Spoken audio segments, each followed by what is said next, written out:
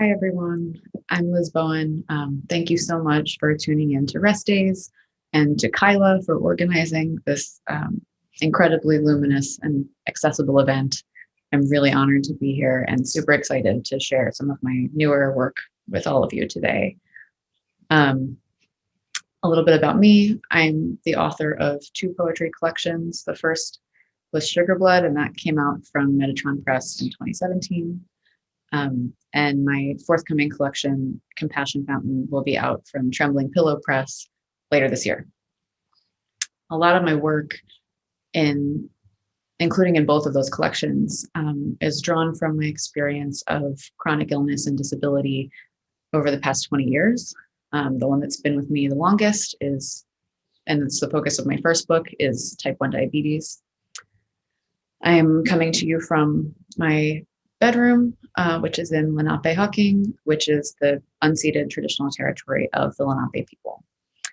For a quick visual description, I am a white woman with brown straight hair past my shoulders. I'm wearing a sleeveless black top and brown glasses. And behind me, there's a white wall, and you can see part of a really colorful piece of textile art behind my head. So with that, today I'm going to be reading a section from my forthcoming book, Compassion Fountain. All of these are untitled. Thanks for being here.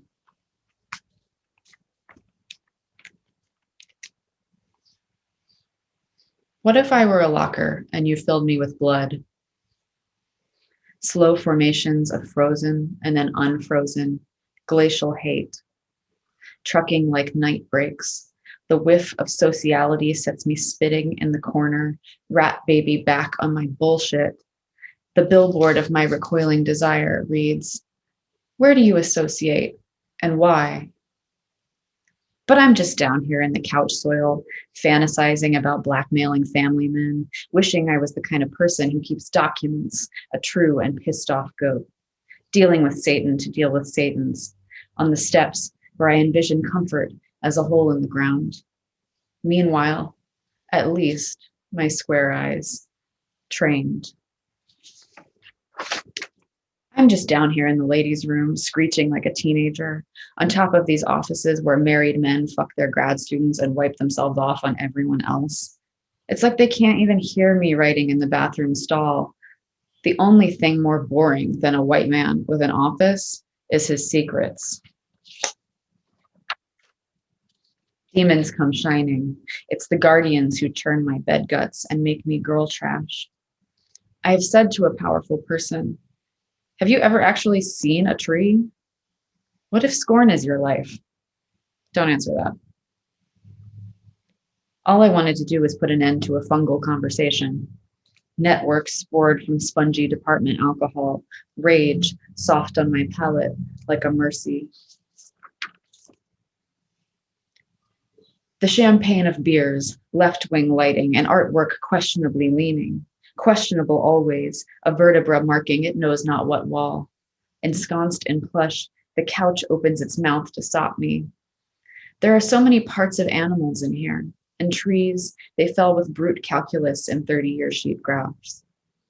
The hard animal of my body haunches cautiously to call a house a home. A home costs money, doesn't it? Yes, a home costs expression and emotional coins. My therapist tells me it's important I claim my space with objects of my own. I tell her what objects, what free objects. The couch opens its mouth to the wet mouth of my fury. Severance, an hour-long chat exchange on why love is not, has never been my default. What free objects? Severance, a sour child. I ask my bio family to demon me and they refuse. I ask to be satanic and I am only sour. Put me in the rude wind, truly. Blood is blood, is blood, is blood, is not a bond or any other security. There will be no cashing in. In the chamber where my younger self lives, suddenly a child loses weight and loses weight. A child is buying something chalky and black, and suddenly the sound. Your family is afraid of you. You make them very nervous. Double down my ornery, ornamental ass. Please don't apologize for judging me angry. I am not afraid of anger, like I am trembling at the police line. I'm afraid something stronger than me will kill me. I'm afraid I have killed something weaker than myself and didn't even feel it. Hardness encrypts me in frequencies I can't detect. Severe is the female way of putting it, the disabled way of putting it. But this is the protected brush, the part where I land my sensitive feet. Literally, who are you to be in my sensitive brush? Can a sour child get some privacy? Is there a real person I can speak to? Reality is extremely unreal right now. Family meeting goes like this. When the issue is gangrene, I snip it off. When the issue is my tone, I double down. Tone, down in the floral gutter. Eat and expend, yeast baby, inheritance of foul badges. Don't you dare hold me, you lineage of cells, someone else's lockstep memories. Tone, a sharp brown. If you can imagine, there, in the shadow of the police horse, I cast my genes. A screeching sound, an awful screeching sound in the valley between animal and vegetable, in the valley between sea glass and garbage. How anyone avoids obliteration is anyone's guess. Our children in the boiling hunger wars, our children in the pathogenic renaissance, our children we can't have for their own imagined sake. We imagine telling them we wore winter coats in New York, and N says, I just hope the dolphins make it. I think what would they be without our nets and our particle vortexes? I think they have language. They have the potential for threat. Our children in the sea empire, our children as terrestrially other. There is no retreat, but is there refusal? Is there a scream that would put to a stop? The sea level rises higher than my premiums. The least favorite friends go to Mars. It's okay. I'm back here with my moldy organs and the pit bulls bust loose from the pound. No relief, but at least no children either. Nothing that must be explained. Will poetry survive the move underground? What about when our eyes go white? The only one who can bear my pronouncement that in the disaster I will die of diabetes is a woman. Generous mounds encased in basements will not feed the Pacific sore, but our compost won't save us when the time comes. I swear I saw a ghost in the air conditioner. I swear I saw an angel in the fan blades cut up like a flip book. When I turn out the light, the body works for itself, piling scar tissue on tissue, too much, a too perfection.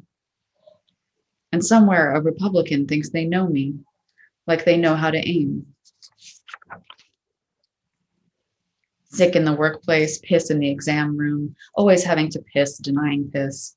Pelvis swelling as you talk to me about your empty thirst game. Water and poison worldwide. What does it taste like? Displacing my urgencies. Over there is a cactus, and here is a spine.